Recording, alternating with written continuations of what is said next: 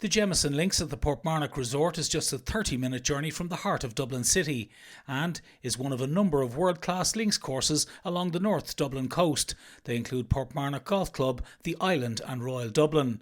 Paul McCanny, Director of Golf at Portmarnock Resort, explained the Jameson whisky family connection and the thinking behind the significant investment that has been made to the golf course. Going back to 2021, coming out of COVID, new ownership had taken over here in 2019, the Gallardi family and Northland Properties, and they were very eager, having made the investment in the property, to what they thought was to help it see out its potential, because they could see the potential that could be there in terms of development of international travel again, and the golf product in particular after that.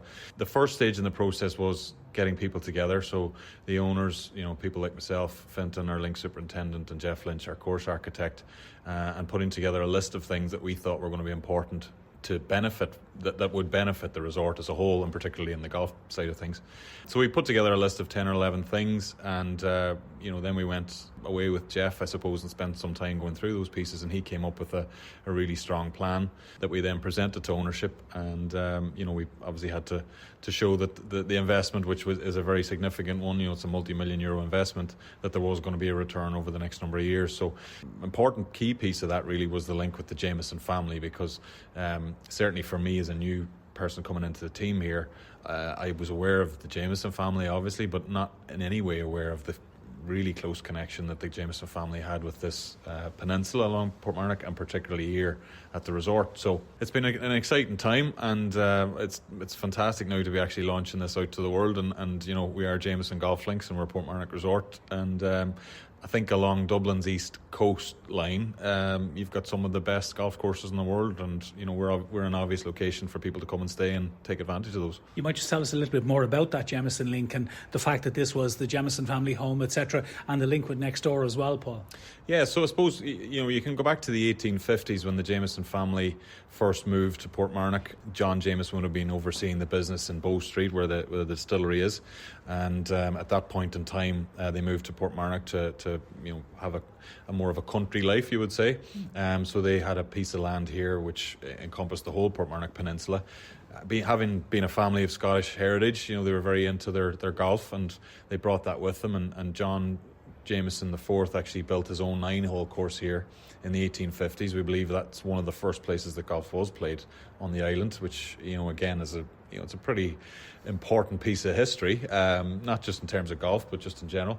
We're lucky that even through some of the work that the guys, Fintan and his team, have been doing on the course, we've come across some gutta percha golf balls and old hickory clubs, and so that history has been validated, and it's a really key part of what we do.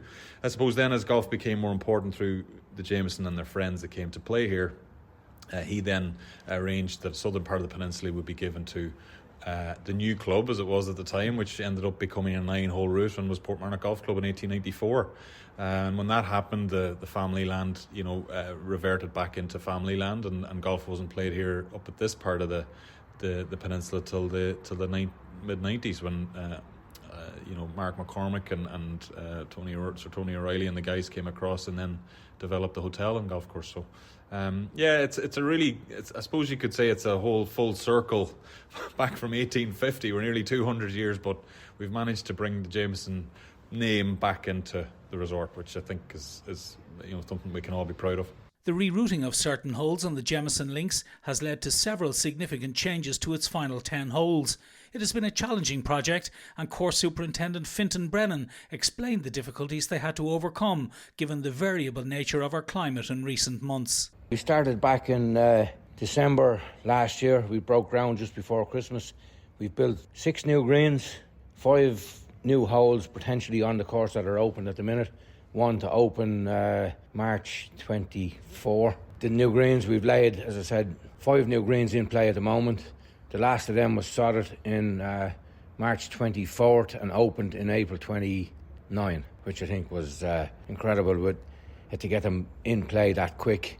And today, 5 months on or 6 months on, you wouldn't notice the difference in any of the holes that are out there. They've grown in really well. They certainly have, and it hasn't been easy. I mean, we've had quite a few extremes over the course of the last few months. You had a lot of heat in May and June, and then you had a lot of rain in July and August. So there's been quite a few challenges, Fintan. The challenge in June was, it's undescribable actually, because we had high winds most of the time. We had a drought here for probably near on 6 weeks. So even the best irrigation system in the world can't actually put the water where you want to put it. So we did struggle with water on some areas of new turf. We had almost 3 hectares of new turf. To get water on that and keep it alive through June was exceptionally difficult. And then, we've had the summer from hell probably since that. July and August has just pretty much rained consistently. For me, that probably made life very easy, because it made the grow in then for July and August quite easy. Obviously, we're getting a little bit of extra nitrogen then from the rain. We get into September then, and the weather comes back to reasonably good, and the course is sitting beautiful. But yeah, the fella said we had some stresses. We had certainly 2 weekends where you had over 50 millimetres of rain over Friday, Saturday, Sunday, and members' competition still goes ahead on Sunday, not a bother. So it's an exceptionally good site for moving water. It's been an interesting year so far, for sure. It's a very nice piece of ground. I mean, it butts onto Portmarnock Golf Club, and we all know the link between John Jameson and the fact that he had an original course here. But it is perfect golf links ground in many, many ways. I mean, it's world renowned next door, but here you've done a great job as well in terms of crafting a course that is both playable and challenging, Fintan.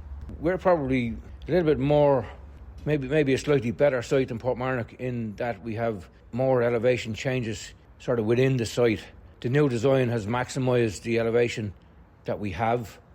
Every links course on the east coast of Ireland probably plays under the dune system, and you don't get to see out an awful lot. We've used the terrain of the course in the redesign, so as we get out to see Ireland's Eye and Lamb Bay, and now even Rockabill, we can see right the way up the coast that far. The actual sand on the site is exceptionally good for links golf. The turf is firm. To hit a long iron off that turf is incredible. To hear the thud off the ground, and it's perfect links terrain, if you like, yeah.